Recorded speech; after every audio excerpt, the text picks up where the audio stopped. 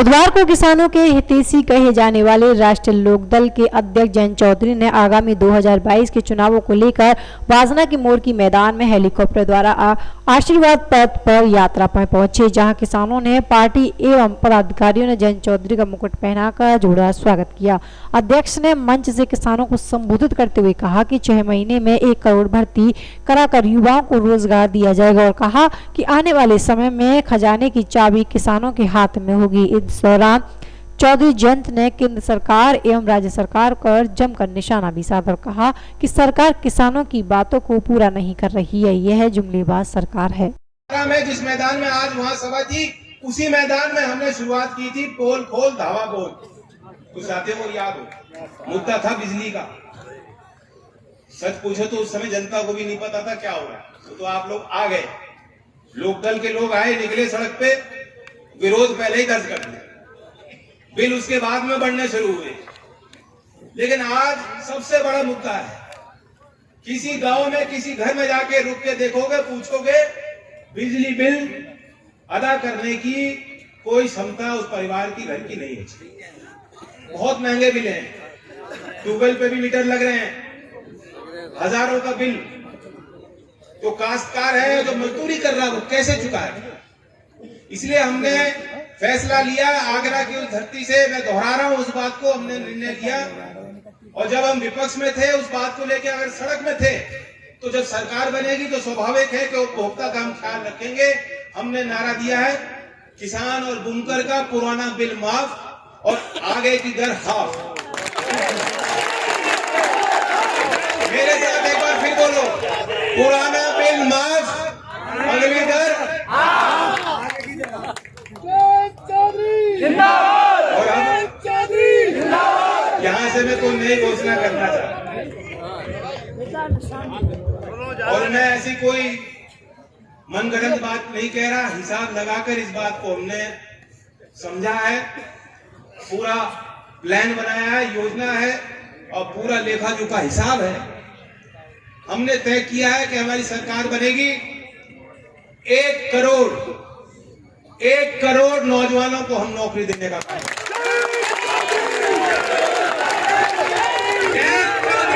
असंभव नहीं है। 6 महीने के अंदर जो लंबित भर्तियां हैं, स्वास्थ्य विभाग में, शिक्षा विभाग में, पुलिस विभाग में, 6 महीने के अंदर पारदर्शी तरीके से उन भर्तियों को पूरा करेंगे। मोदी जी तो सारी सरकारी उपकरण को कंपनियों को बेच रहे हैं, बंद कर रहे हैं।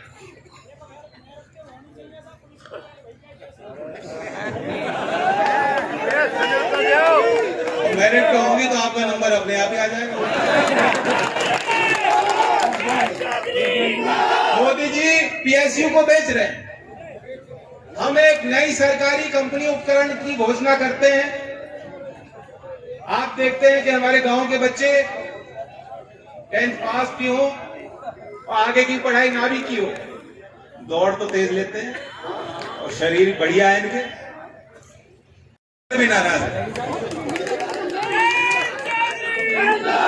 मैं ओम प्रकाश जी को, जो गाजीपुर से चल के आए, उन्हें यह भी बताना चाहता हूं, वैसे उन्हें जानकारी होगी, चौधरी साहब का नाम भी ले रहे थे। चौधरी चरण सिंह जी ने देश में पहले पुलिस आयोग का गठन किया। पहले पुलिस आयोग का गठन चौधरी चरण सिंह जी ने। आज हम कानून व्यवस्था पे सरकार को घेरते हैं। आम आदमी त्रस्त है, भ्रष्टाचार भी बढ़ गया, अपराध भी बढ़ गए, लेकिन हम वर्दी पहने अपने जवानों को तो दोष नहीं दे सकते। मैं जानता हूं कि जब हाथरस की घटना हुई थी, जब वो तस्वीरें आपने देखी, मैंने भी बाद में देखी, और बाद में देखने पे मुझे एहसास हुआ कि क्या हुआ ये। बहुत लोगों के अंदर गुस्सा था। अगर मैं उस समय वहां बैठ जाता तो विवाद और बढ़ जाता। हमें टकराव नहीं करना, हमें समझने की जरूरत है कि किन परिस्थितियों में हमारे पुलिसकर्मी काम कर रहे हैं। हमारे अफसर जो अच्छे हैं, जो सिस्टम में रहकर सेवा भाव से काम कर रहे हैं, उनकी भावना क्या है, उनके आगे क्या मजबूरियां खड़ी होती है, पुलिस की ड्यूटी कितनी कठिन है। कभी हम जैसे कोई नेता आ जाएंगे तो उनकी ड्यूटी खड़े सड़क पे खड़े कर दिया जाता है घंटों, पुलिस लाइन में बुला लिया। गाजीपुर का पुलिस वाला है और उसकी ड्यूटी बड़ौत में है, मथुरा में है, सोचो कितना दूर उसका घर है।